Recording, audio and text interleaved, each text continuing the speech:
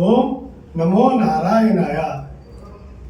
ఈరోజు హస్తరేఖల గురించి అందరూ తెలుసుకోవాలనే ఉద్దేశంతో మేము ప్రోగ్రాం మొదలుపెట్టాం. ఈ హస్తరేఖల గురించి తెలుసుకోవడం వల్ల మీరు మీ భవిష్యత్తు గురించి, మీ పిల్లల భవిష్యత్తు గురించి, మీ స్నేహితుల భవిష్యత్తు గురించి, మీ అమ్మాయిల భవిష్యత్తు గురించి కూడా ఈజీగా తెలుసుకోవచ్చు. డేట్ ఆఫ్ బర్త్ సంబంధం లేకుండా మీ చేతి యొక్క రేఖలను బట్టి మీ గుణగణాలు, ఆర్థిక వృద్ధి, ఆదాయ వృద్ధి, ఆరోగ్య పరిస్థితి, తర్వాత వ్యాపార రంగం గురించి, విద్యా రంగం గురించి, సేవా రంగం గురించి అనేక విషయాలు మీరు తెలుసుకోవచ్చు. చేతిలో రేఖలు మారుతూ ఉంటాయి, మీ చేతులు అబ్జర్వ్ చేసుకోవచ్చు.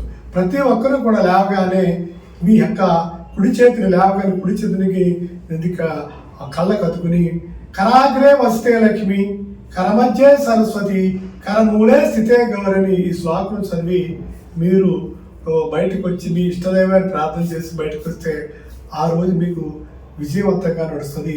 అన్ని విజయాలు మీకు వస్తాయి. ఎందుకంటే అష్టములు అనేక మహిమలు ఉంటాయి. 6 నెలల 6 రేఖలు మారుతూ ఉంటాయి. ఎందుకంటే మనం ఆహారం తింటాము, బాడీ అంతా రక్త ప్రసరణ జరుగుతుంది. ఆ రక్త ప్రసరణ మన చేతిలో కూడా జరుగుతూ ఉంటుంది. కాబట్టి మన చేతిలో మనం చేసిన పాప పుణ్యాల కర్మ ఫలితాలను కూడా మన చేతిలో తెలుస్తూ ఉంటాయి. అందుకని చేతిలో రేఖలు మనం పరిశీలన చేసుకోవచ్చు. ఇందులో అదృష్ట రేఖలు మధ్యలోనే అనేక రేఖలు వస్తూ ఉంటాయి. అదృష్ట రేఖలు వస్తాయి, నష్టాన్ని ఆక్రమించే రేఖలు కూడా వస్తాయి. దీనిలో భాగంగానే మీకు ఒక విచిత్రమైన హస్తం గురించి, కళాకారుల హస్తం గురించి పరిచయం చేస్తాను. చూడండి, కళాహస్తము నైస్గా ఉంది. ఈ కళాహస్తము తర్వాత అదొక పాయింట్స్ కలిగి ఉంటుంది, ఇది స్టిఫ్నెస్ కలిగి ఉంటుంది, గోర్లు చూడండి న్యాగ్గా ఉంటాయి. ఈ హస్తం ఉన్న వాళ్ళు ఎక్కువ కళలలో రాణిస్తారు. కళలు అంటే చిత్రకారులుగా,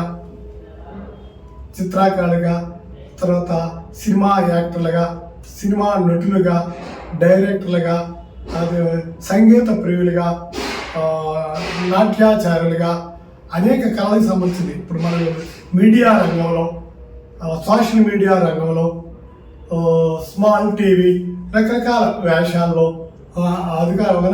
అదో రకమైన ప్రభుత్వంలో వీళ్ళు గడుపుతూ ఉంటారు. వీళ్ళు వాళ్ళ జీవితానంతా కూడా కళారంగంలోనే రాణింపు చేస్తూ ఉంటారు.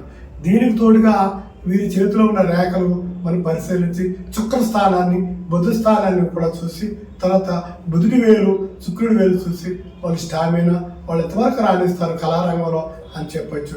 ఇందులో కొంతమంది మత్తు పదార్థాలకు అలవాటు పడతారు, చుక్కల స్థానం ఎక్కువ ఉండటం వల్ల.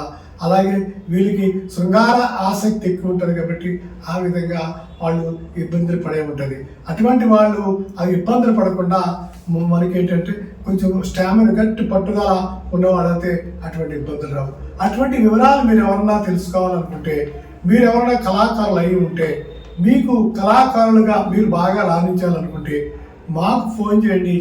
మీకు మీ భవిష్యత్తు గురించి, ఏ రంగంలో రాణిస్తారు, డైరెక్టర్గా రాణిస్తారా, సినీ నిర్మాతగా రాణిస్తారా, యాక్టర్గా రాణిస్తారా, హీరోగా రాణిస్తారా, లేకపోతే కాస్ట్యూమ్స్లో రాణిస్తారా, లేకపోతే షూటింగ్లో కెమెరామెన్గా రాణిస్తారా అనేది మేము నిర్ధారణ చేసి మీకు చెప్పగలుగుతాము.